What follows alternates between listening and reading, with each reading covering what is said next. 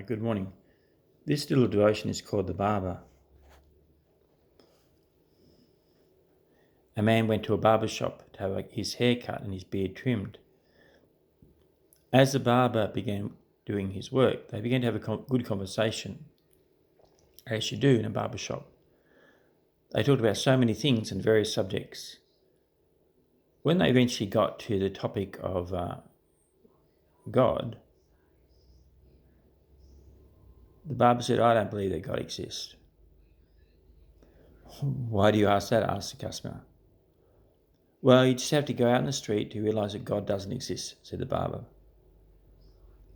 "Tell me, if God exists, would there be so many sick people?" said the barber. "Would there be abandoned children?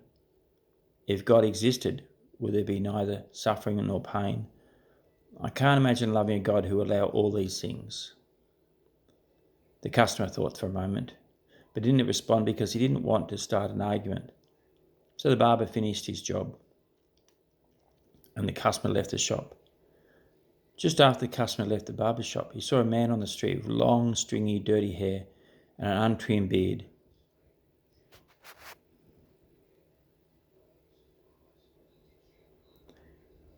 He looked dirty and unkempt. The customer turned back and entered the barber shop again, and he said to the barber, "You know what? Barbers do not exist." "How can you say that?" asked the surprised barber. "I'm here and I'm a barber, and I just worked on you." "No," the customer exclaimed, "barbers don't exist, because if they did, there'd be no people with dirty, long hair and untrimmed beards like that man outside." "Ah, but barbers do exist." "What happens is people do not come to me," said the barber. "They don't come in." "Exactly," affirmed the customer. "That's the point. God too does exist.